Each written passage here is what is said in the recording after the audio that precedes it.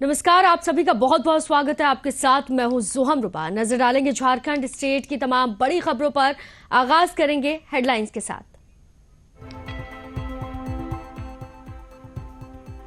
झारखंड में प्राइवेट नौकरी में 75% आरक्षण पर ग्रहण, चंपई सरकार के कानून को रोकने के लिए याचिका दाखिल।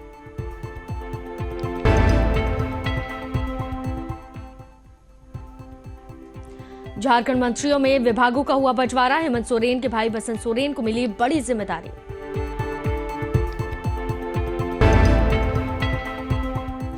हफीजुल हसन अंसारी ने आज सचिवालय में पदभार संभाला, कहा तानाशाह सरकार के सामने हम घुटने टेकने वालों में से नहीं।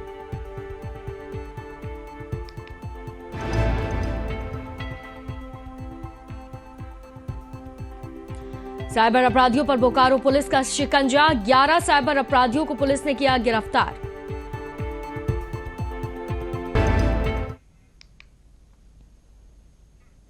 तो चलिए खबरों की शुरुआत करते हैं। जहां प्राइवेट सेक्टर की नौकरियों में स्थानीय लोगों को 75% आरक्षण देने की झारखंड सरकार के कानून को रोकने के लिए उद्यमियों के संगठन हरियाणा हाईकोर्ट के आदेश में संजीवनी तलाश कर रहे हैं।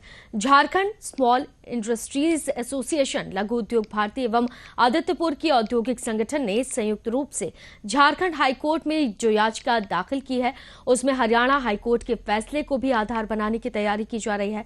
नौकरियों में स्थानीयों को 75% आरक्षण कानून को उद्यमी, विशेषकर लघु उद्यमी, अपने कारोबार के हित में नहीं मान रहे हैं।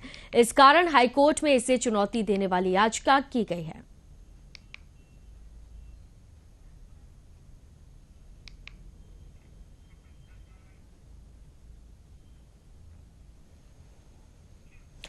तो वही खबर दुमका से है, जहां दुमका के विधायक बसंत सोरेन चंपई सोरेन के कैबिनेट में मंत्री बनाए गए। बसंत सोरेन झारखंड मुक्ति मोर्चा सुप्रीमो शिबू सोरेन के छोटे पुत्र और पूर्व मुख्यमंत्री हेमंत सोरेन के अनुज हैं। दुमका में वर्ष 2019 में हुए विधानसभा चुनाव में हेमंत सोरेन दुमका और बरहेट विधानसभा सीट से चुनाव जीते थे। इसके बाद उन्होंने दुमका सीट से इस्तीफा दे दिया और तब हुए उपचुनाव में बसंत सोरेन जीत दर्ज कर पहली बार विधायक बने और अब मंत्री बनकर सूबे के पथ निर्माण, जल संसाधन व भवन निर्माण विभाग की जिम्मेदारी को संभालेंगे।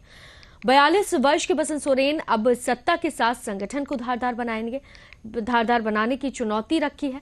फिलहाल हेमंत सोरेन की गैर मौजूदगी में झारखंड मुक्ति मोर्चा को मजबूत और एकजुट बनाए रखने के साथ ही अभेद दुर्ग संथाल परगना को भी बचाने की जिम्मेदारी बसंत सोरेन के कंधों पर होगी।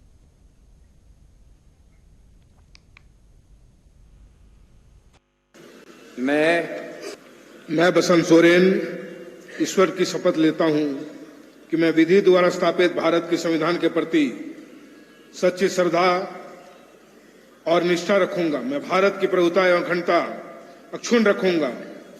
मैं झारखंड राज्य के प्रति मंत्री के रूप में अपने कर्तव्यों का श्रद्धापूर्वक और शुद्ध अंतःकरण से निर्वहन करूंगा तथा मैं भय या पक्षपात, अनुराग या द्वेष के बिना सभी प्रकार के लोगों के प्रति संविधान और विधि के अनुसार न्याय करूंगा। मैं बसंत सोरेन ईश्वर की शपथ लेता हूं कि जो विषय झारखंड के मंत्री के रूप में मेरे विचार के लिए लाया जाएगा अथवा मुझे ज्ञात होगा, उसे किसी व्यक्ति या व्यक्तियों को तब के सिवाय, जबकि ऐसे मंत्री के रूप में अपने कर्तव्य के सम्यक निर्वहन के लिए ऐसा करना अपेक्षित हो, मैं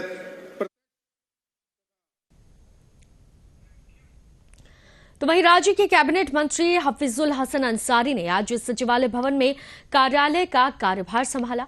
इस अवसर पर उनके मंत्रालय से जुड़े अधिकारियों ने फूलों का गुलदस्ता भेंटकर उनका अभिनंदन किया। साथ ही आपको बता दें कि पिछले शुक्रवार को मुख्यमंत्री चंपई सोरेन के मंत्रिमंडल का गठन हुआ था। चंपई सोरेन के मंत्रिमंडल में मंत्री हफीजुल हसन अंसारी को फिर से शामिल किया गया। हफीजुल हसन अंसारी को जेएमएम कोटे से मंत्री बनाया गया। ज्यादा जानकारी हमारे साथ साझा की है रांची से हमारे नुमाइंदे अनवर हुसैन ने। नाजरीन, आप देख सकते हैं मैं झारखंड मंत्रालय के सामने हूं। कल वज़ीर आला चंपई सोरेन काबीना की तश्कील हुई थी। आज काबीना में शामिल वज़ीर हफीज़ुल अंसारी ने अपना ओहदे का चार्ज संभाल लिया है।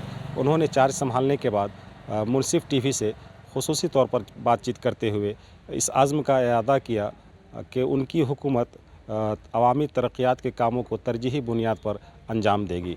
बिलखुसूस अक़लियती तबक़ा के तरक्याती प्रोग्रामों और उनके सरोकार से जुड़े कामों से मुतल्लिक मुनसिफ के सवाल पर उन्होंने कहा कि उनकी हुकूमत अवामी तरक्यात बिलखुसूस अक़लियती तबक़ा से जुड़े कार्यक्रमों को, प्रोग्रामों को और उर्दू की तरक्की के सिलसिले में तरजीही बुनियाद पर काम करेगी।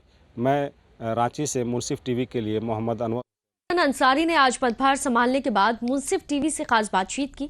उन्होंने कहा कि पूर्व मुख्यमंत्री हेमंत सोरेन के सत्ता में आने के बाद से उनकी सरकार को अस्थिर करने की लगातार कोशिश की जा रही है, लेकिन भारतीय जनता पार्टी ये भूल गई है कि झारखंड मुक्ति मोर्चा की सरकार है ये, और हम घुटने टेकते नहीं हैं। हमारी सरकार विपक्षी दलों की साजिशों का जवाब जरूर देगी, उनकी किसी भी साजिश को कामयाब नहीं होने दिया जाएगा, और जाहिर है कि ये हमारी सरकार के काम भी दिखाई देते हैं। अल्पसंख्यक समुदाय के बारे में पूछे गए एक सवाल के जवाब में उन्होंने कहा कि हमारी अल्पसंख्यक समुदाय से जुड़े मामलों को प्राथमिकता देते हुए काम करेगी सरकार, साथ ही रियायत में किसी का भी हक दबने नहीं दिया जाएगा। और आगे क्या कुछ कहा उन्होंने, आइए आपको सुनाते हैं। की तरफ से सबसे पहले मुबारकबाद। शुक्रिया सर, ये जानना चाहेंगे कि नई काबीना की तश्कील से कबल और बाद में शहर में जो होर्डिंग बोर्ड्स के ज़रिए जो पैगाम दिया जा रहा है आवाम को कि हुकूमत झुकेगी नहीं, एक नया तेवर देखने को आ रहा है। क्या नई काबीना उसी तेवर के साथ काम करेगी और जनता के बीच जो मैसेज अभी दे रही है वो काम के ज़रिए भी वही मैसेज पहुँचाएगी? देखिए, हम लोग मंत्री बने हैं अभी, ठीक है, और जो संगठन का काम है वो जोर शोर से चलेगा। और जो धरना प्रदर्शन जो झारखंड मुक्ति मोर्चा का जो अभी निर्णय लिया गया है केंद्र कमेटी द्वारा, उसके तहत हम लोग चलेंगे। और ये बात तो सही है कि झारखंड झुकेगा नहीं। जितना बड़ा हौसला और हिम्मत के साथ माननीय हेमंत सोरेन जी ने फैसला लिया है, ये काबिल तारीफ़ है। आज पूरे हिंदुस्तान में समूह ने बीजेपी के सामने, चाहे मोदी जी के सामने घुटने टेक दिए हैं, लेकिन हमारे मुख्यमंत्री, पूर्व मुख्यमंत्री हेमंत सोरेन जी ने झुकना पसंद नहीं किया। ये सभी झारखंडियों का गर्व की बात है, इसीलिए है कि झारखंड झुकेगा नहीं। और मंत्री सर, एक दूसरा सवाल जो इम्पोर्टेंट सवाल है, आपने ओहदा का हल्फ उर्दू में लिया, इससे खासकर अक़लियती तबका में एक उम्मीद की किरण रोशन हुई है। और आप देख रहे हैं कि झारखंड के अक़लियती मसाइल जो हैं अभी हल तलब हैं, वो आपकी देखिए उसमें हम लोग लगे हुए हैं, ठीक है, लेकिन बीच में जो इस तरह का भी हम लोग उर्दू एकेडमी है, मदरसा बोर्ड का भी और वक्फ बोर्ड का भी सारा प्रक्रिया चल रहा था, तब तक इस तरह का घटना हो गया। 2 महीना से तो यही चल रहा था, तो अभी फिर शांत हम लोग हुए हैं, सारा चीज़ पटरी पर आया है, फिर हम लोग उसमें लगेंगे, करेंगे। शुक्रिया। तो चलिए खबरों में आगे बढ़ते हैं और बात करते हैं झारखंड की राजधानी दुमका की, जहां शिकारीपाड़ा थाना क्षेत्र के हुलास डांगाल मौजा में फिर से हुलास डांगाल गांव के अलग बगलकोल ब्लॉक प्रभावित क्षेत्र के सभी गांवों के ग्रामीणों ने बैठक की और बैठक में निर्णय लिया गया कि जांबर रूपानी लाता कांदर आडियो रोड से कजला दाहा तक बनने के लिए नापी जोखा किया गया। ग्रामीणों की माने तो सड़क नहीं बनने दी जाएगी, ये बातें कही जा रही हैं। साथ ही ये सड़क भी कोयला साइडिंग रैंक के लिए ही बनाया जाना है। ग्रामीणों का कहना है कि अभी ये कोयला साइडिंग प्रभावित क्षेत्र है, इस क्षेत्र में सड़क को लेकर कोई काम नहीं होने दिया जाएगा और ना ही कोयला डंपिंग और साथ ही ना ही कोयला गाड़ी के आने की अनुमति ग्रामीणों से मिलेगी और ना ही कोयला कंपनी का किसी तरह का बोरिंग यहां पर होगा। अभी कोई भी कंपनी का काम किसी भी सूरत पर नहीं करने दिया जाएगा। बैठक में हुलास डांगला, लाता कांतर और साथ ही कई गांवों के लोग भी शामिल रहे। इस मौके पर ग्राम प्रधान और ग्रामीण शामिल हुए, जिसने अपनी समस्याओं को रखा और साथ ही प्रदर्शन भी किया। का नहीं है, 2005 से ये चलते आ रहा है। ये जो बैठक है इसका मेन मुद्दा है जो सरकार के तरफ से PWD रोड जामड़ू पानी से PWD कजलादहा तक जो रोड बनने वाला है वो सुनने में आया है कि वो कोल कंपनी के लिए है। हम लोग उसको तो वहीं डुमरी के इसरी बाजार में BOT सिस्टम के तहत बनने वाले सार्वजनिक शौचालय जन सुविधा केंद्र का शिलान्यास किया गया, जिसमें जिला परिषद सदस्य सुनीता देवी और SSO के सचिव मुकेश कुमार ने संयुक्त रूप से नारियल फोड़कर शौचालय का शुभारंभ किया। इस दौरान जिला परिषद सदस्य सुनीता देवी ने बताया कि इसरी बाजार में दूर दूर से लोग मार्केटिंग के लिए आते हैं, लेकिन एक भी सार्वजनिक शौचालय यहां पर नहीं है, जिससे लोगों को शौच के लिए काफी दिक्कतों का सामना करना पड़ता है, जिसको ध्यान में रखते हुए सार्वजनिक शौचालय का शिलान्यास किया गया, जो कि लगभग 3 महीने में बनकर तैयार हो जाएगा। हजारों की संख्या में पूरा प्रखंड के लोग यहाँ आते हैं और यहाँ 5-6 बैंक है और स्कूल भी है, कई सारे महिलाएं और बहुत सारे लोग यहाँ आते हैं, जो काफ़ी दिक्कत होती है। यहाँ कोई सार्वजनिक शौचालय नहीं है और यह शौचालय से खास करके महिलाओं की काफ़ी दिक्कत होती थी और यह शौचालय बनने से सभी को फायदा होगी और यहाँ स्वच्छ भी रहेगी और यह BDO की संस्था के द्वारा चलाई जाएगी। यहाँ पर में ये सार्वजनिक शौचालय का शिलान्यास किया गया है।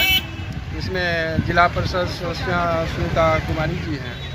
और खबरों में आगे बढ़ेंगे, बात करेंगे दुमका जिले की, जहां रानीश्वर प्रखंड अंतर्गत वृंदावनी पंचायत में आज जमकर घोटाले का खुलासा हुआ है। आपको बता दें कि वृंदावनी पंचायत में ऑडिट टीम के द्वारा जन सुनवाई हुई, जिसमें देखा गया कि बहुत सारी योजनाओं में जमकर घोटाला देखने को मिल रहा है।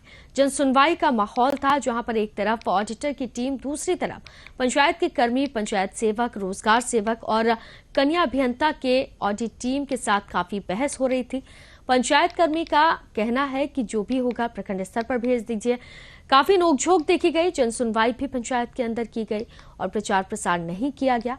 इस विषय में बात करने पर पंचायत सचिव का कहना है कि हमें किसी तरह का पैसा नहीं मिलता प्रचार प्रसार और टेंट लगाने का।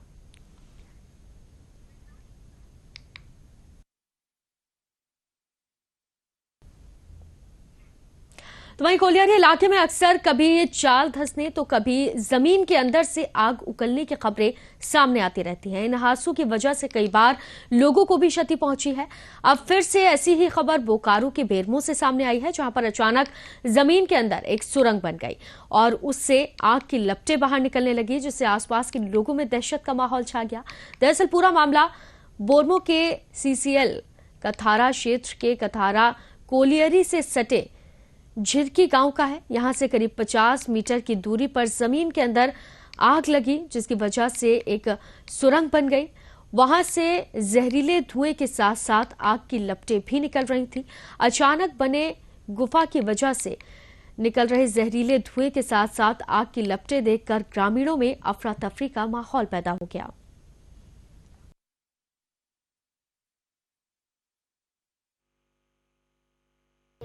ब्लैंकेटिंग करने से आग कमज़ोर होगा और उस अवस्था में फिर जाकर रहने लगेगी। एक आखिरी सवाल सर, ये जो आग जो लगा हुआ है सुरंग, उसकी गहराई आप बता सकते हैं कि कितना अंदर लगा हुआ है?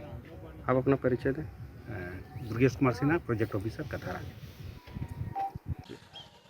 इस विषय पर हम कहना चाहेंगे CCL प्रबंधन को कि हमारा जो आग जो लगा है झिरकी के जस्ट किनारे में, क्वारी के किनारे में, उसमें सर बहुत भयंकर आग लगी है, जिसमें हमारे ग्रामीण लोगों को है ना पूरे परेशानी से अभी जो है सो झुलसना पड़ रहा है। इसमें हमारा परेशानी ये है कि गैस के प्रदूषण से बहुत से बीमार अभी पड़े हुए झिरकी के लोग, और अभी जो कल परसों जो दिखाई दिया आग, बहुत भयंकर आग लगा हुआ है। हमें लगता है कि ये जिस तरह से CCL प्रबंधन को पता नहीं, ये एक अक्षर जो झा का अक्षर है, क्या दुश्मनी पैदा कर रहे हैं क्या? तो चलिए खबरों में आगे बढ़ते हैं, बात करते हैं बोकारो जिले के चास थाना क्षेत्र की, जहां चिरा चास स्थित एक मकान में छापेमारी कर पुलिस ने 11 साइबर अपराधियों को गिरफ्तार किया, जबकि 3 लोग भागने में सफल भी रहे। DSP के मुताबिक घर में छुपकर साइबर अपराधियों द्वारा मोबाइल फोन से अपराध को अंजाम दिया जा रहा था। इन साइबर अपराधियों के पास से पुलिस ने एंड्रॉयड फोन, कीपैड मोबाइल और साथ ही एयरटेल तथा जियो की सिम भी बरामद की है। गिरफ्तार अपराधियों में से सबसे अधिक अपराधी बिहार के हैं।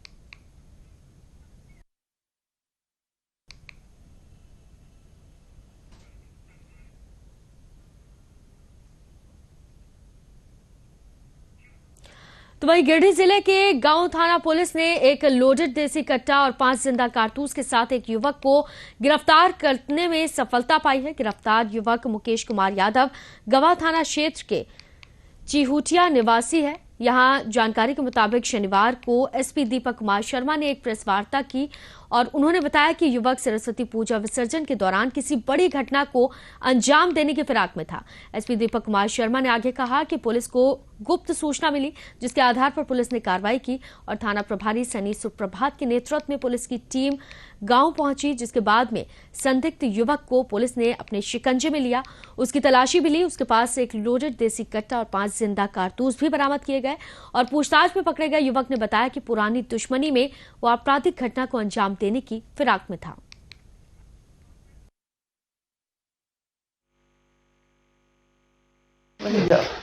जी सर। गिरिडीह में सरस्वती पूजा का विसर्जन का जो है वो कार्यक्रम चल रहा है और इसी क्रम में कल गांवा थाना अंतर्गत सूचना मिली कि ग्राम चिहुटिया में सरस्वती पूजा के विसर्जन के दौरान एक व्यक्ति जो है किसी अप्रिय घटना को अंजाम देने की फिराक में है और इसी सूचना पर तुरंत थाना प्रभारी गांवा के नेतृत्व में एक टीम का गठन किया गया और उसको सभी वैसे संदिग्ध स्थानों पर जाकर के छापामारी और जांच करने का आदेश दिया गया। थाना प्रभारी और उनकी टीम के द्वारा जो ग्राम चिहुटिया पहुंचकर जब आवश्यक छानबीन और जांच की गई तो वहां एक व्यक्ति संदिग्ध अवस्था मिला और उसकी पूरी तरह से जांच करने पर उसके पास एक देसी कट्टा और 6 जीवित गोलियां भी बरामद की गई है। उससे पूछताछ पर बताया कि किसी व्यक्ति से उसकी दुश्मनी थी और उसको किसी प्रकार से नुकसान पहुंचाने हेतु आया था, पर पुलिस के द्वारा जो है तत्परता पूर्वक कार्रवाई करते हुए उसे पकड़ लिया गया और संबंधित घटना को भी होने से बचा दिया। और पकड़ाए व्यक्ति ने अपना नाम मुकेश कुमार बताया और उसके पास से 5 पीस जिंदा कारतूस और एक लोडेड देसी कट्टा जो है वो बरामद किया गया है। और इसी प्रकार जो गांवा पुलिस ने है बहुत बेहतर काम किया है और सरस्वती पूजा के विसर्जन के दौरान कोई तो चलिए खबरों में आगे बढ़ते हैं और अब बात करते हैं खेल जगत की खबरों की, जहां वरुण एलोन और सौरभ शेखर की घातक गेंदबाजी की बदौलत झारखंड की किनेन स्टेडियम में चल रहे रणजी ट्रॉफी एलीट ग्रुप के एक-एक के मुकाबले में एक दूसरे दिन दूसरी पारी में मेहमान राजस्थान को 210 रन पर रोक दिया गया। तो वहीं दूसरी पारी में झारखंड की टीम स्टंप के समय तक 5 विकेट पर 171 रन बना चुकी थी। कप्तान सौरभ तिवारी व आदित्य ने बताया 3 और 34 रन बनाकर क्रीज पर डटे हुए थे। फिलहाल झारखंड टीम को 149 रन की बढ़त हासिल हुई। पहली पारी में झारखंड की टीम 188 रन पर लुढ़क गई थी।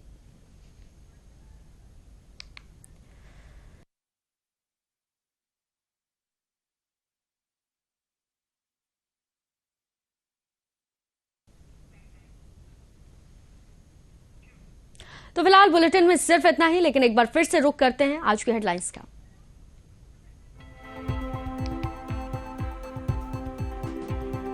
झारखंड में प्राइवेट नौकरियों में 75% आरक्षण पर ग्रहण, चंपई सरकार के कानून को रोकने के लिए याचिका दाखिल।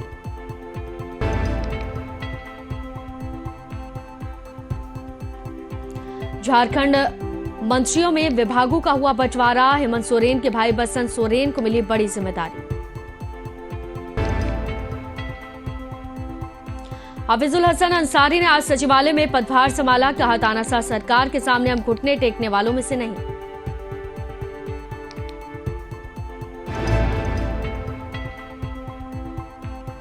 साइबर अपराधियों पर बोकारो पुलिस का शिकंजा, 11 साइबर अपराधियों को पुलिस ने किया गिरफ्तार।